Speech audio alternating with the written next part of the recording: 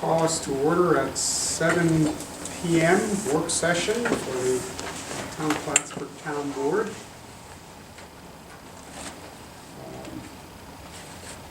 We're missing our attorney this evening. I had a call from him and Mr. Mannix. I don't think Mr. Coffey will be making. No one signed in to make comments this evening, so we're going to roll along. Good to see so many students here. Welcome. If you need something signed, if we're still rolling on, you need to leave. As long as you're here 1 hour, we'll be glad to sign that for What you. do you mean my 3-hour rule isn't going to be in effect? Oh, awesome. Well, Okay. that's for the A. 1 hour is past it. We have a rather lengthy agenda this evening. Of course, how long we'll spend discussing any of the topics is always an unknown. I'm just going to work the agenda down through. First of all, vacancy.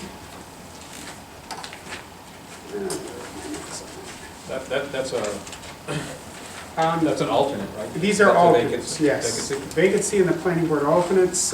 We had a couple names that we threw out. One of the individuals has indicated they would be willing. The other hasn't responded yet, and I just wanted to put that on the agenda. It helps us in the office to make sure we don't lose track of this, and gives me a chance to also remind everyone, if you have any suggestions, recommendations, please let us know. It's about what that boils down to.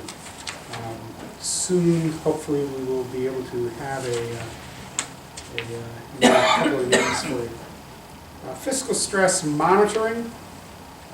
I gave you a packet of information on that. Obviously, if you go to the website, you'll find more, but I found some of the attached information helpful because it explained, there were some definitions in there. I still have to pay close attention sometimes because the language of the auditor, the financial manager is a little different than Joe Homeowner and balancing the checkbook, just a little different terminology. The good news, and somewhere in that packet toward the back, I believe, Good chart on the fiscal stress. there's some good charts on the back. And Looks like we came out pretty good on that. well, we did. And if you see about the third, fourth page from the bottom, there's one that shows a graph of where we were in 2012. In 2012, we were in fine shape. Certainly a lot of municipalities would have liked to have been there. But we were a little closer to fiscal stress susceptible, first layer of concern that I wanted to be. We dropped drastically in 2013 and dropped again next year. I found their projecting into 2015 a bit interesting.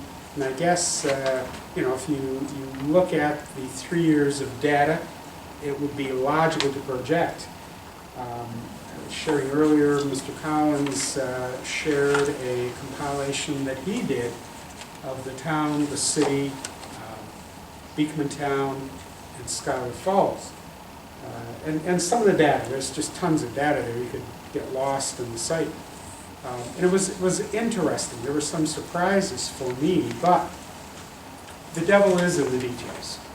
And what's going on in that municipality at that particular time? If they had special bond issues, if that was the year that they dropped debt, you all know in 2017 we have a number of bonds that are going to drop off, but we also all know because of the water tanks and some other infrastructure issues, we're going to replace them with some new stuff. You have to do that.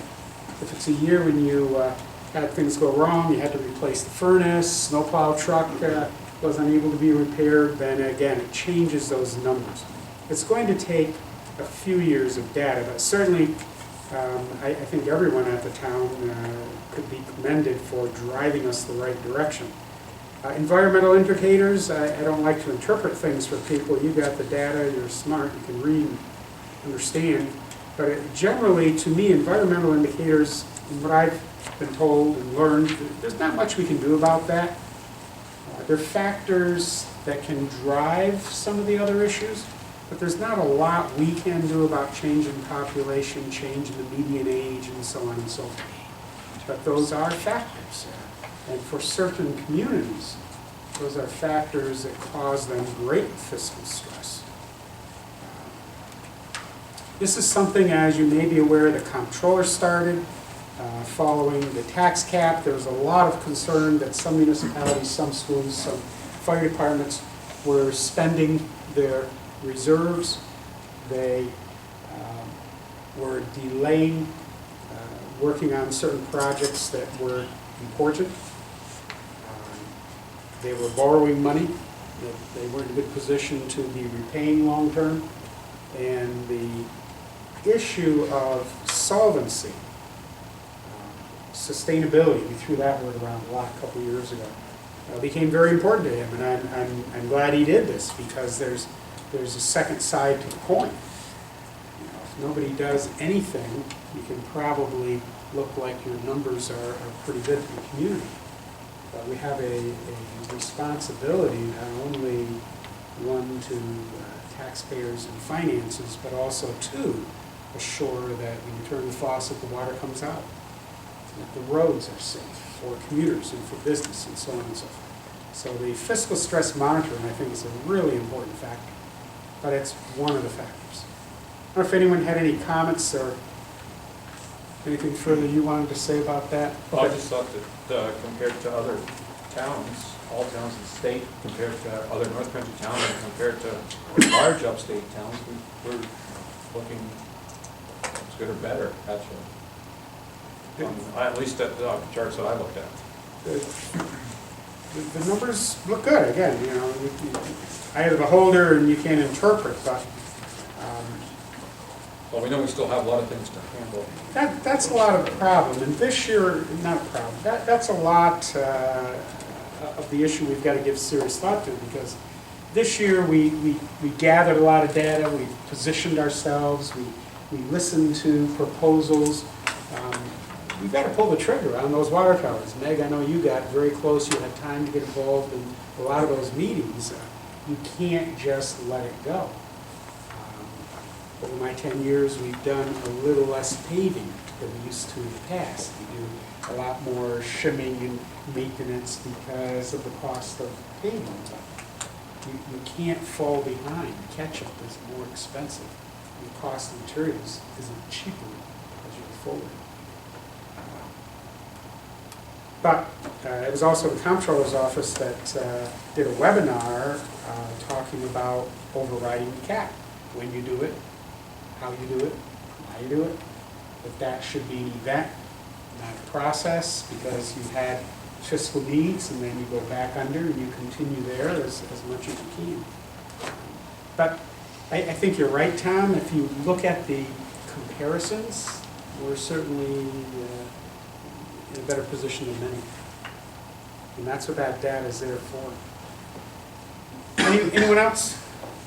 Emergency and fire plan policy updates. I've been on a roll with some policy updates as we work through this year. This, I think, is the last one. Wanted you to simply have this, look at this. This was done in collaboration with Art, with his fire chief hat on, as well as his safety coordinator hat, building and grounds, etc. This is done comparable to other plans. One of the big pieces I wasn't comfortable with was our record keeping,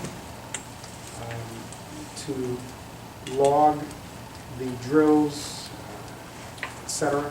But we need one this year, it looks like. Yes. Yep. So let me know if you have any questions. Also, contact Art Grove if you have any. You may have even better answers. I would propose that we have a resolution next Monday to adopt this revised policy and procedure. The next item, water rate letters. I put this in the agenda as a awareness. These letters went out to both Scholar Falls and Beekmantown. You'll notice the rates are the same. It's a discussion we've had for some time, and you'll notice the rates are a little more than resident users. It wasn't needing for a change this year. I believe this is a change over last year. I don't have last year's numbers.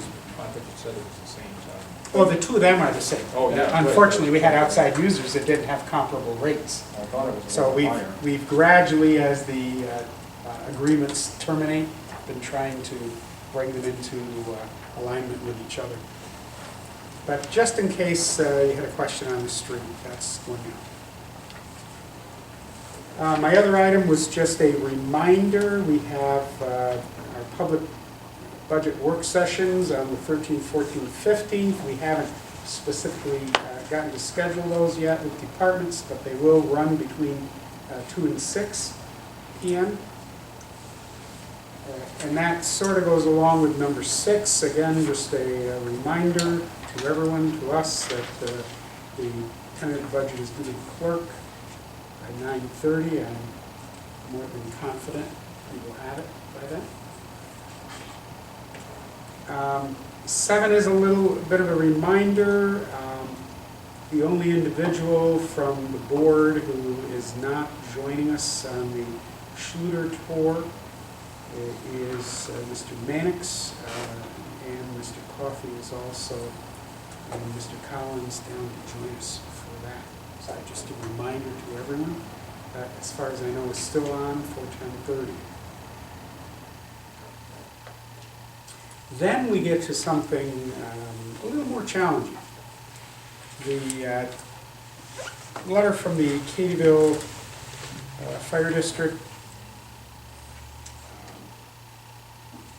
Tom Gordon, concerning the bridge. It's already got mounds of dirt and everything, so you can't drive a vehicle through there very easily. Very easily is the operative word, and that's some of the concern. If you didn't have the bridge, But if you put a lock, like they want a lockable barrier, that isn't gonna keep people out with bicycles or with walking either. well, they want the bridge removed. Is that, I understand that, but when we're talking about the Saranac River Trail, has the study shown anything about where it might cross and what, you know, if that's one of the areas that you might need a bridge? I think it is. In which case, you take it out and build a new one, or use what's there? If We're you, talking about a Yep. walking trail, we're not talking about cars and vehicles. So it seems to me that it would be safe for that.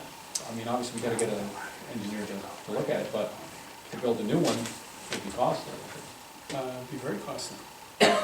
So to me, it seems as if, since that's part of our long-range plan in terms of the Saranac River Trail and the recreation,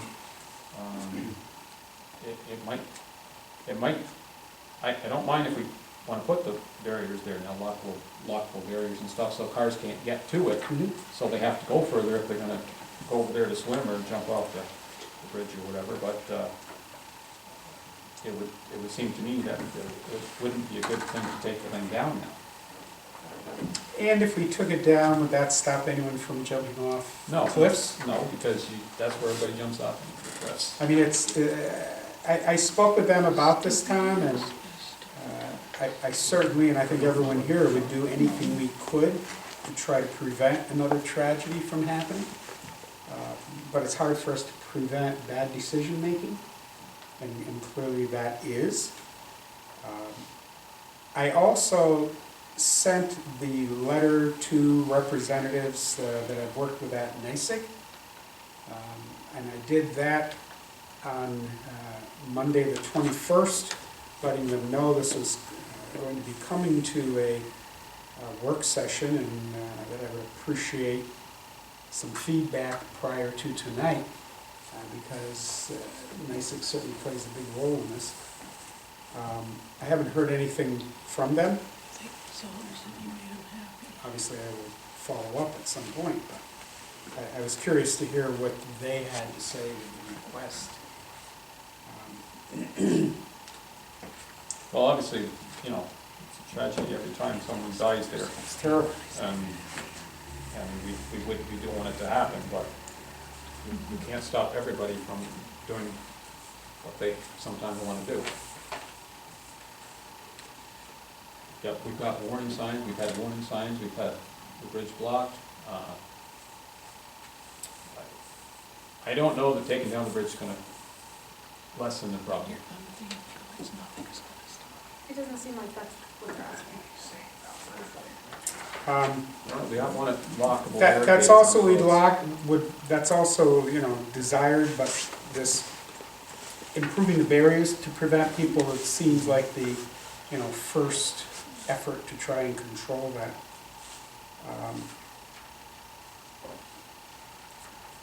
But we need to get some feedback from NICEAG, and I haven't had any on that part. As you can see, they've also copied this letter to a bunch of other individuals and agencies. None of them have contacted me. I'd be curious to hear what the county has to say about it. Is it more accessible from one side or the other? No. I don't think so. I've been out there, I've walked through there.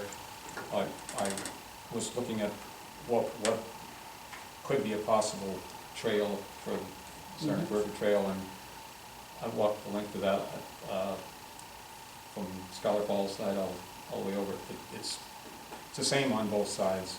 You go over a big mound of earth, and then you walk across and go over another big mound of earth. Can't say, I mean, obviously it's not people driving off there that's causing a problem anyway. I understand where they're coming from, Yeah. and certainly agree that we want to try to prevent any more tragedies there, but I don't even know if the lockable barriers are going to keep people from going there. People want to get somewhere, they usually gonna find a way like That's always been a partying place back there for the last 40 years. Since when has it not? No, I don't know, that's what I'm saying, for the last 40 years it's been. Well, I've been around longer than that, and it was still, it was used back, it was used many years before that. Yeah, well, I will keep you abreast of what I hear back from NICEAG. I'm just going to have to follow up with them. You know, if there's something more we can do to make it more difficult for them to get there, if it's doable, I don't think anybody would argue, but Well, if you hear anything from the others, you can let us know. I will let you know. I'll keep you abreast. Next item is the Life Flight. You received that letter. We've been supporting that program for a number of years. They have never asked for more, and we have never given more. So it's still the same We 1,500? would propose to keep it the same, correct? 1,500? Yep, they've never asked for a change that I'm aware of. Well, I've always been in favor of that. I think it's necessary, and we need to contribute towards that for the community. I would agree. Nobody's arguing, so that'll go forward. My number 10 is a request to backfill a position in the Highway Department. You have a letter from Mr. Woods. I'm sure you've had a chance to read it. Anyone has any comments? Anyone from the Highway Committee? I think Tom and I would both agree that Jim really needs this position filled sooner rather than later. We've had some lengthy conversations. The department dropped one person from, one position from the payroll over the last couple of years. There's less people working there anyway. He's had people sick. He's brought in temps to handle it in that situation. But in this case, he's filling a position where somebody just resigned, and that needs to be filled, and it's necessary to get the work done that needs to be done. And I think we need to approve this as quickly as possible. And Mr. Barnaby has worked with him, he noted, in the department on and off, I believe, from December of 2014. So he has experience with plowing, etc. So, and he's already been cleared by civil service, so there isn't any drawbacks. You have a draft resolution in the packet that we have put a number on. In anticipation of this, if you would like, we can bring this to the floor tonight. Now's as good a time as any, probably. I'd like us to entertain that. Are there any amendments that anyone would like to make prior? that. Tom has one, right? Yeah, we'd like to change the second resolve in the first sentence there to effective as soon as possible, instead of first full pay period following. Because he's Civil already- service has already approved it. Mhm. when the fellow's available, we need him, so as soon as he's available. Obviously, he needs to give notice to his present job, Right. so it won't be immediately. Rick, do you see where that is? The first full pay period will change to as soon as possible.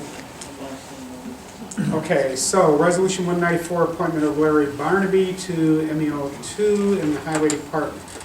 Whereas a vacancy exists for the position of MEO2 in the Highway Department, and whereas Larry Barnaby has been employed as a seasonal help in the Highway Department since December 2014. Whereas James Wood, Highway Superintendent, recommends Mr. Barnaby for the existing vacant MEO2 position. Therefore be resolved that the Town Board, Town of Plattsburgh, does hereby authorize the appointment of Mr. Larry Barnaby to fill the vacant position of MEO2 as indicated by the current negotiation pay scale. And it be further resolved that this appointment will become effective as soon as possible following civil service approval, and the supervisor is hereby authorized to sign all necessary documents for the appointment of Mr. Barnaby to this position of MEO2 in the Highway Department with a probationary period of 52 weeks. And it be further resolved that a copy of this resolution be given to the finance manager, one to Mr. James Wood, Highway Superintendent, and that a certified copy be forwarded to Larry Barnaby and the Clinton County Department of Personnel of Civil Service final approval and file. Motion. So moved. Second. Mr. Woods, second. Mr. Cashman. Any discussion? Roll call. Thomas Wood, Yes.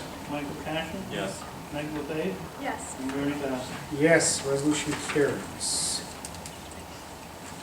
I think I anticipated more comments or questions on the earlier items. Trying to get out of here in an hour. That if you works, wanted, you know. that works for me. That takes us down to number 11. That again is just note that we are, I asked last week for department heads to get a list of surplus equipment to me. We've talked about this a couple of times over the last few months. We've got stuff. If we're going to do that, we want to get that out there before the weather is, you know, nasty for people to go around and look at what it is we have, et cetera, et cetera. So if I get things in time that we can pull it together, we may have it as soon as Monday, so we get the schedule. If not, it'll take longer, unfortunately. But be on the lookout for that. Could be as soon as Monday, if we get the information. Number 12 is kind of an interesting item. I initially had thought this evening we would talk about an intermunicipal water supply feasibility study. Over the last roughly, I'll say 3 months, the city and the town have been discussing water, issues of mutual concern relative to water supply. The mayor first came to me to share their need to address improvements to the dams in the reservoir in the town, which was going to be very, very expensive. We talked about that, what their options were. We also talked about our search for water. And as you know, we've got a test well we've been developing off the Tom Miller Road. Our supply needs to be increased. I've had a lot of concerns, I've mentioned often since the Comfort Inn fire. We took an enormous amount of water through the SCADA system. We could see the level in our tanks, and it was one thing to see how low it got, but it was another thing to see how long it took to raise it back up. And if you have a significant use during the summer and you have a dry spell, you got a perfect storm coming. I've often talked about where we could have valves to interconnect water supplies. If we have a major fire like that, could we use a different supply rather than reduce our water levels in the water tanks. The mayor came back another day with his public works engineer, John Ruff, and Scott Stoddard joined us at the table, and we just continued to talk about their needs, our needs, where the lines are so close, how could we collaborate. We got to a point where we brought in our consulting engineer, RJ LaBerge, and said, listen to some of the things we're talking about. And obviously, they've had experiences with other municipalities, with similar issues, what worked, what didn't work, what are some of the speed bumps. We then had, we continued to see that there were some things we might be able to do collaboratively better, saving everybody money. Obviously, when you get into those things, it's okay, who's saving the most? You know, are you going to save more than me? Is it going to cost you more than me? Are we going to have winners and losers? And you know, we always like to say it's a win-win situation, but there aren't too many times the win is 100% equal. Maybe you borrowed a cup of sugar and I borrowed a cup of flour. Well, our sugar and flour, 100%, you know, whatever. The only way to resolve that would be to ideally get a third party to study it. And RJ did a draft, we reviewed that, then we asked a member of our water committee, and it was Meg in this instance, and the city did the same, and that was Becky Casper. And we met one more time to kind of go through where we were with that expanded group. And what we came up with is a plan that you had attached this evening. My initial goal and thought was we had I would say final draft, but it was still a draft. That we might collaboratively bless that and then jointly bring it to our boards through a work session or something to further discuss. I learned Friday the city already passed it.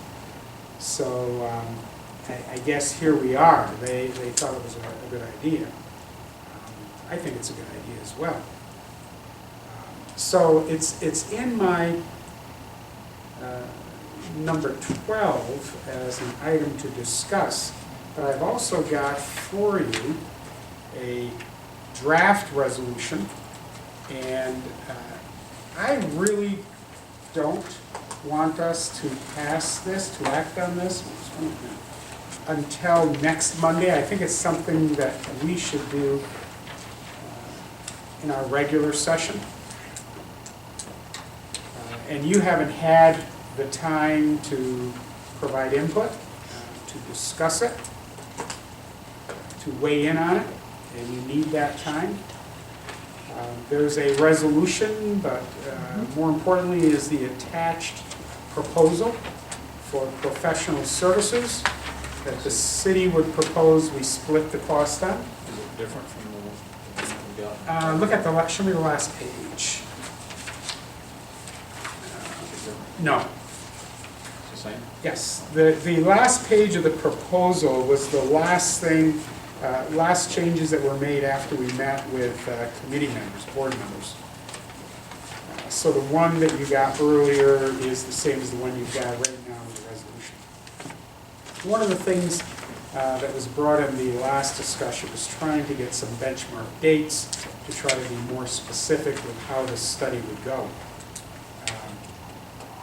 There are a number of items covered in there, such as identifying existing capital needs. And there's a list of things, brainstormed items that the town and city each came up with. We would then identify capital improvements required to implement, operational considerations, operational agreements would be needed, legal considerations. And there was a strong recommendation because of the intermunicipal nature and everything that goes with that, everything from insurance issues, union issues, etc., that there should be expert legal advice, reviewing the various rate structures. If we commingle water and their water is more expensive than ours, and how does that play into, as well as coming up with some recommendations and so on. The ultimate end goal would be a final report. You have some benchmark dates. The dates are really important. I can't imagine that this study wouldn't generate things we could do. It may generate 5 things the city can do and 2 the town can do. I don't know. But anything that either of us would propose to do is going to cost money. The date for a final report is driven such that there would be time for us to receive that, to review that, to study that, and to act on that, to seek funding through the current consolidated process to provide the resources to implement. There's nothing more frustrating than finding out what you could and should do, and then you can't do it because you don't have the money for it. Efficiencies are really what we're looking for, how taxpayers in each municipality can save money. Simple things like redundancy, that could be a huge improvement for us, as well as water source. What the city might do with their reservoir is a huge item for them. And we talked, I think it might be Meg, you brought up, as we go into this bigger move and maybe changing and improving systems, there are even now, you know more about it than I do, turbines that we can put in the water lines to help generate electricity, right? And that would all need to be looked at. So, unless I hear otherwise, I would have this draft resolution in the agenda for Monday. Does the, in terms of what we received on the report for professional services, they recommended that we have this legal service. Right. But that is not included in this fee, as I understand. Correct. So are we committing to that by passing this too? Well, by passing this, you're acknowledging that the proposal makes that recommendation. Any agreement you choose with an outside source, legal representation, would be a separate contract. Now, again, there may be issues that surface where the city's need for legal counsel exceeds the town's.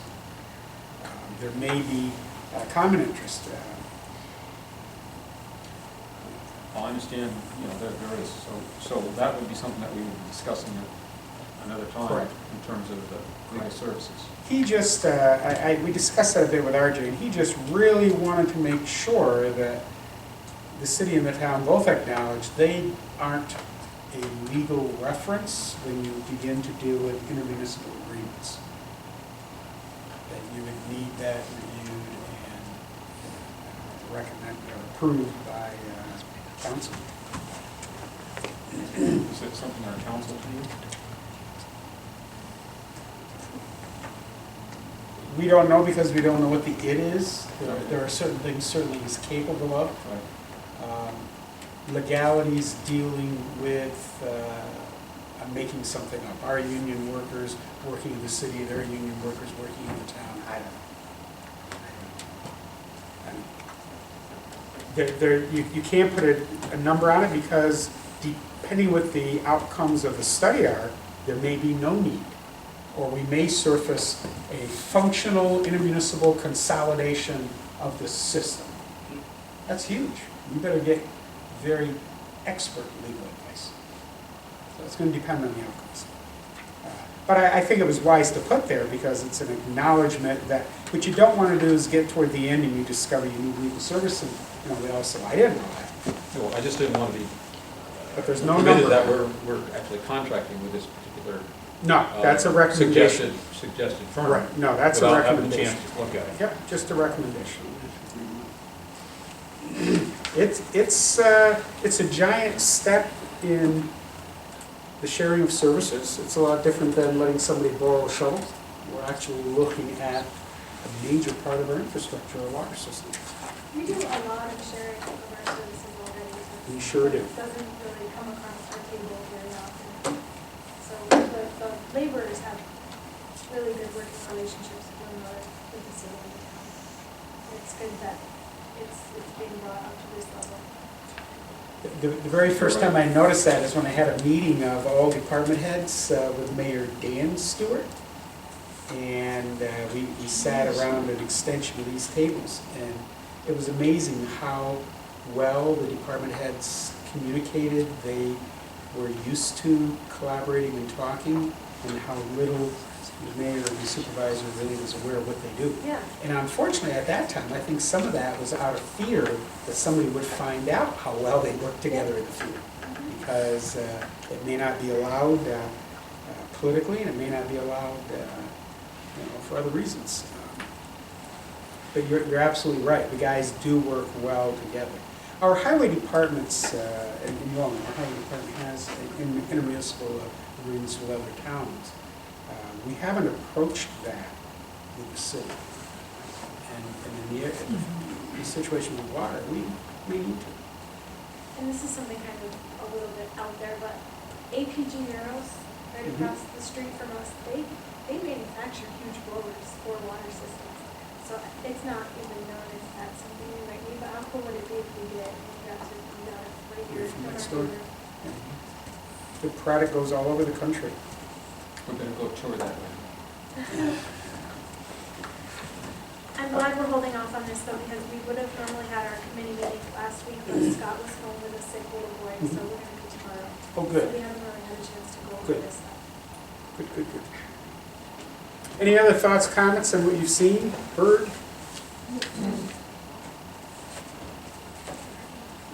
All right. Well, we could have some expectation. We will see that again.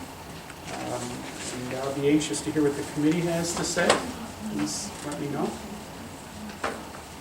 Draft resolutions, of course, you have the minutes. Just wanted to check with you on resolution 184. Did we get the numbers resolved on that were different from the Yeah, the number was right. the county? Ours was right? Ours was right. What we had was correct. Yep. So the county and the town actually have different numbers for parsec. The instrument that was filed is not the number that we were referencing, Okay. okay? It was really confusing because it had the same title, but it isn't the number that we referenced. But we did check. So out- our resolution was correct with the numbers that were? Correct, it was.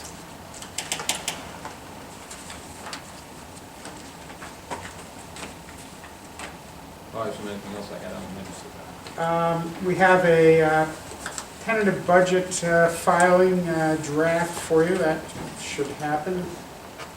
The life flight agreement, as we discussed earlier. We already did the request to hire. We will have an emergency action for the fire procedures.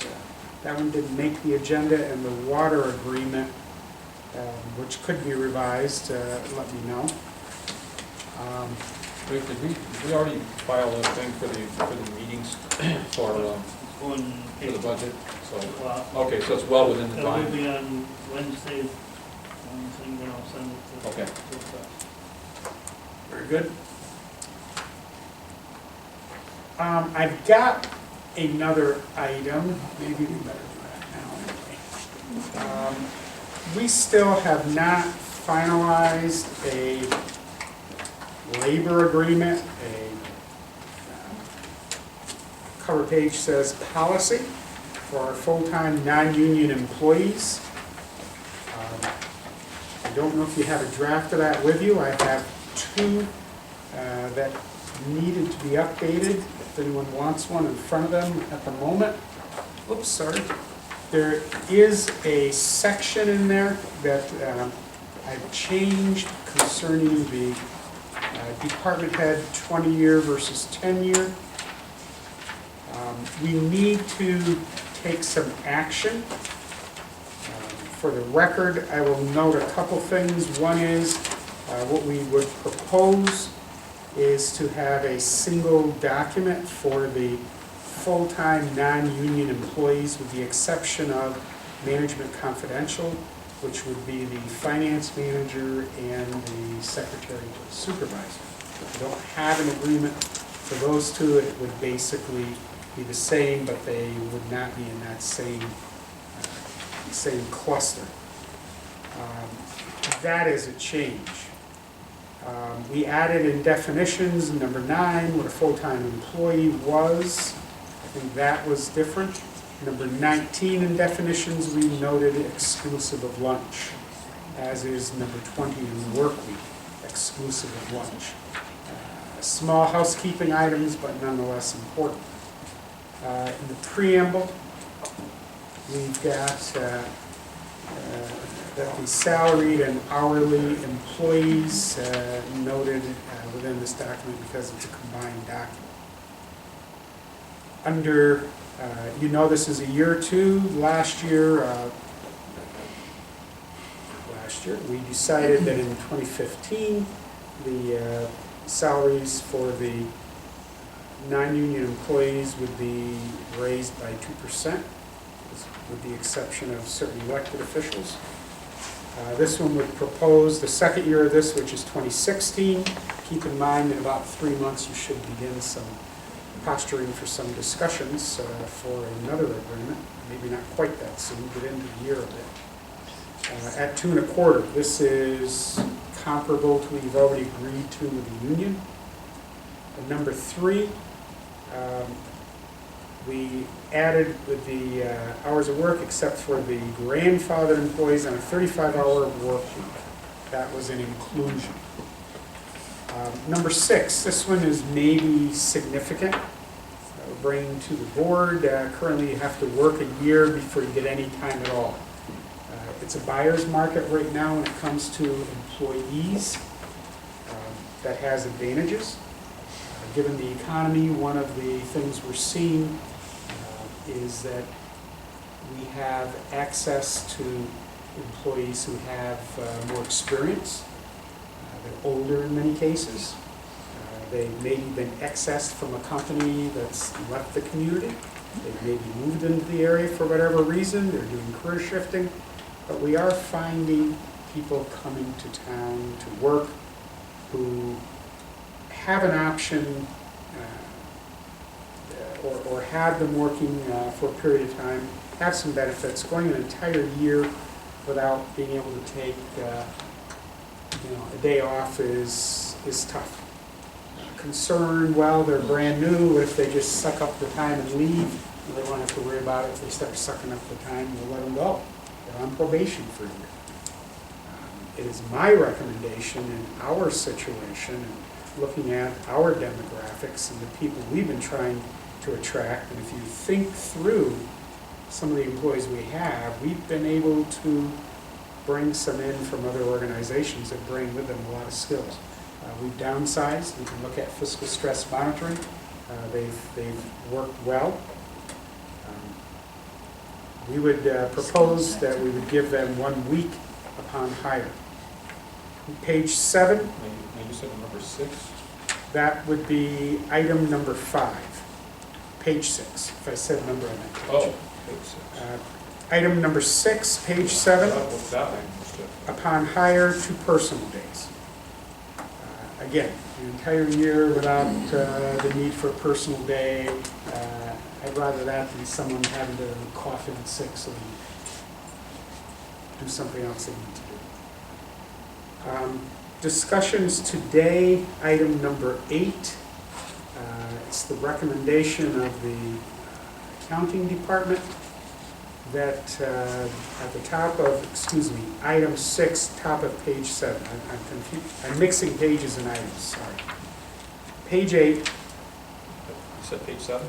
I maybe did. On page 8 now, toward the top, personal leave shall be used in a minimum of 1 hour blocks of time. It's the recommendation of the accounting office that we take that line out. Why? They don't really see the need to force someone to take an hour, and we are downsized quite a bit. If someone needs 15 minutes to do something and then get to work, we want them to get to work. That was originally put in because there was a concern that maybe it was more bothersome than anything when people had to adjust payroll for 15-minute increments. But in reality, if you're going to a doctor's appointment during your lunch break and you need 15 minutes, let's give you 15 and get you back to work.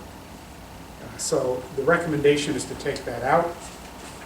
Now, it says that this has to be approved in advance.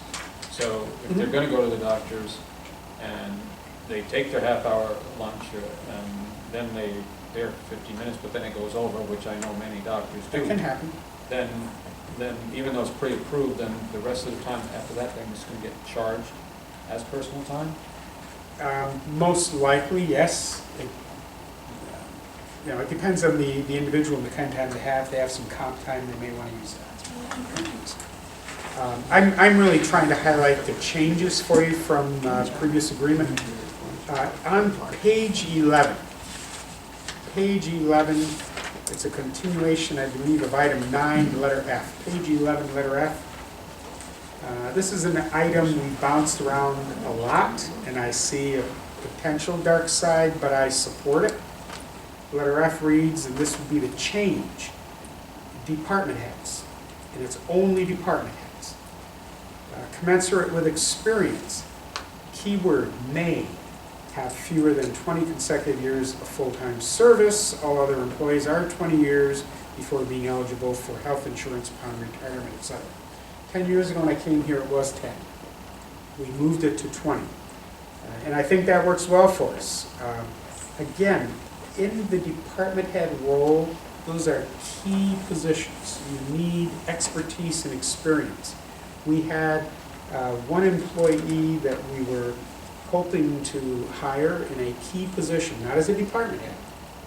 And because this person was coming from a position with accruals of time, because this person was not, was a little older in the workforce, facing 20 more years was a deal breaker. Not a department head.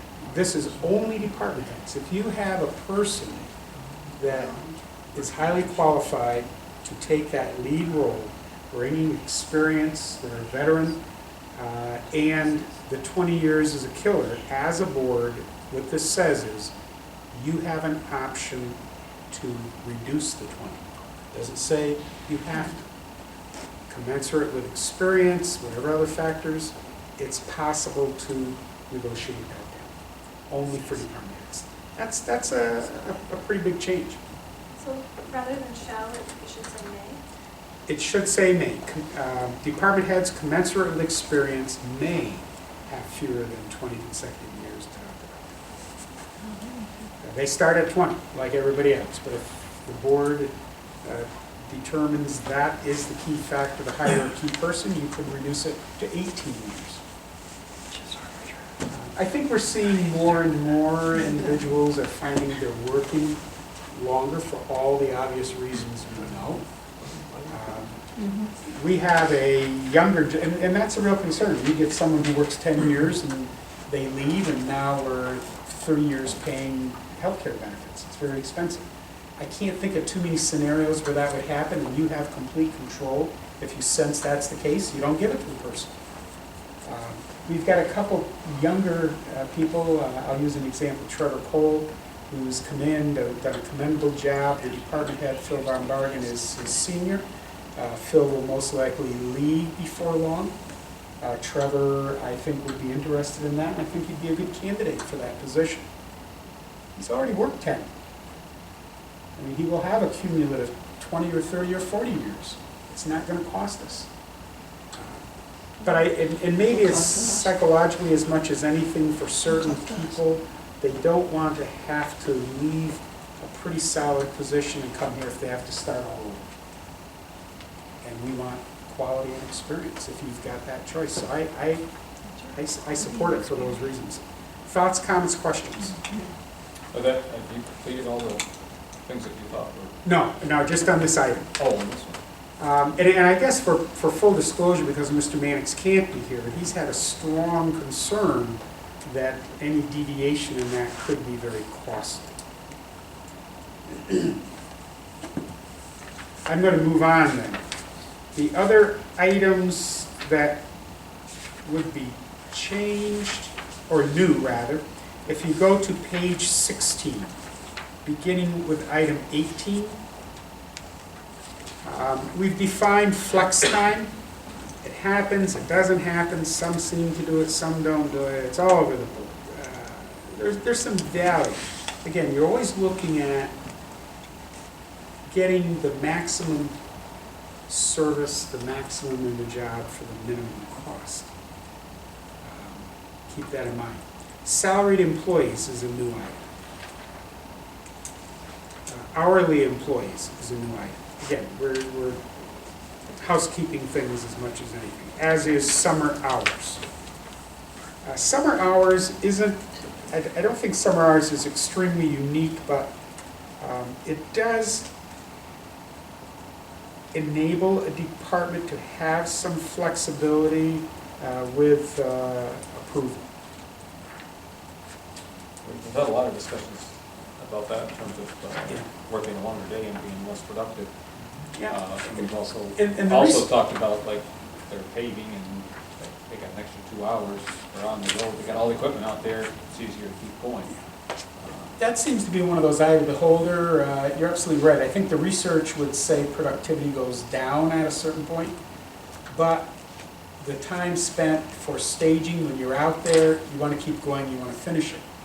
We've had people that sort of were thinking not about a 10-hour day, but about a 3-day weekend. And in certain examples, that was tried, and it didn't last, and it didn't work, because the 10-hour day was a long day, period. But that simply acknowledges there may be times, and a lot of that, we've talked with water sewer, because there are times when they could be in a project, maybe this week, we want to do 10-hour days, because we want to reduce the, staging time, tear it down, set it up, until this project is done. Then we're going back to 5/8. So that was done in my mind with the ability to flex based on the need. And it could be an accounting office. They are behind the 8 ball, they've got to get the budget out, we're going to be burning midnight oil. Do you want to pay overtime or straight time and do 4 10s and get it done? I mean, it's possible. This just enables that when it is appropriate to be used. Number 23 is a big new item, but there's nothing there. Item 23 on page 18, performance evaluation employee recognition program. We've talked about that a lot. We've been unable to come up with something. What we agreed to, though, is let's put in writing that both parties, in this instance of the employees and the town board, recognize the value of performance evaluations and employee recognition, and will strive to develop a process and an instrument that will adequately and accurately assess the performance and recognition of employees. Now, that's an awful mouthful, but it's a step in the right direction. So that is brand new. And certification's new, but it's just a housekeeping item. The other thing, if you look at the final page 90, the signature page, which is the certification page, in the past, all of the non-union employees signed the document. We didn't really think that was necessary, and I think from their end that can be a challenge. There has been a representative of the hourly employees and the salary. If they've agreed this is fair, they should sign off on it. It's part of the more typical negotiation process where they have a representative. Some of what's been difficult with that group is they meet as a whole, and everybody has a equal say, equal input in the decision making. So everybody, and that's what happened, I think, initially. We had a document that was ridiculous because it had the particular interest of every single individual. And if this is, one of my last years to work, I want to make sure the senior employees get the biggest raise. And if I'm just starting, I want to make sure, it's a number versus a percentage because I'm starting small and so on. It just was very cumbersome. It puts a little responsibility on the groups to have a representative and for them to try and come up with something that's logical and equitable to everybody, but can't make everybody completely happy. Of course, we also. Any thoughts, comments about this? It's a funky kind of negotiations, but as I and our counsel interprets the law, we cannot discuss this in an executive session. I've met with the representatives of those groups a number of times. The last time we drafted this out was toward the end of August. I mean, it's been a while. We've been very busy, but we tried to do it without hiring somebody. I would propose this as a fair agreement. It would cover this year and next year only.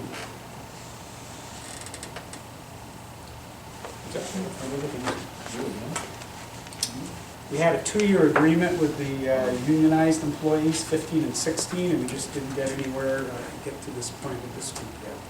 So this is over 12/31/16, so not too late into the coming year, which is about 3 months away, we need to start negotiating. You know, at the end of the day, it's a pretty good place to work, pretty good salary, pretty good benefits, pretty good people you're working with. At the end of the day, you do some pretty important, pretty nice things. There's a far larger line for people wanting to get in here than there is trying to get out. But Except for the higher echelons. yeah, as employers, we want to keep a quality staff. Think about the number of lawsuits you've had. Think about the number of serious injuries we've had with equipment. That's important too, because mistakes are costly. I think this is fair. If I don't hear otherwise, I will put this to a resolution for Monday. We need to settle it, because people need review. Any further comment this evening? Okay. I did have a situation surface that I do need to go into executive session on to discuss the employment history of a particular person. If I could get a motion for that purpose, I would entertain it. Ms. LaFave, do I have a second? Second. Mr. Wood, any discussion? All in favor indicate so by saying aye. Plan on to act on this? Let me give it a motion first. All in favor indicate so by saying aye. Aye. Opposed? Motion carries. And I will answer your question in a second. We're going to go into executive session at 7:58. I don't expect to take any action. That completes the agenda. It's a personnel issue. We will sign your papers, so you don't have to wait around while we're in back rooms. But we will be coming back. We also had another guest join us, and I wasn't sure if he was seeking to speak to the board or not. No, I had a conflicting meeting, and I was hoping to learn something about something even before you tonight. We talked about, come right up, Lyle, please. We talked about the, we already took a motion to go into executive session. I don't think that should be a problem for a minute. We talked about the bridge and what we could do. I shared with the board that I've contacted NYSEG representatives I've worked with. I did so last Monday, letting them know it'll be in the work session, hoping to get some feedback from them, and I've heard nothing. So I'll follow up with them. I heard nothing from anyone. Have you gotten any feedback from anyone? None. And I left phone numbers with the county and with Scott Falls, so I heard nothing from anybody with any questions. So, I was just, like I said, I was just trying to find out what was going on. At this point, I haven't taken any action. I want to hear what Understood. they're saying. That's fine. NYSEG is the big player. Yeah.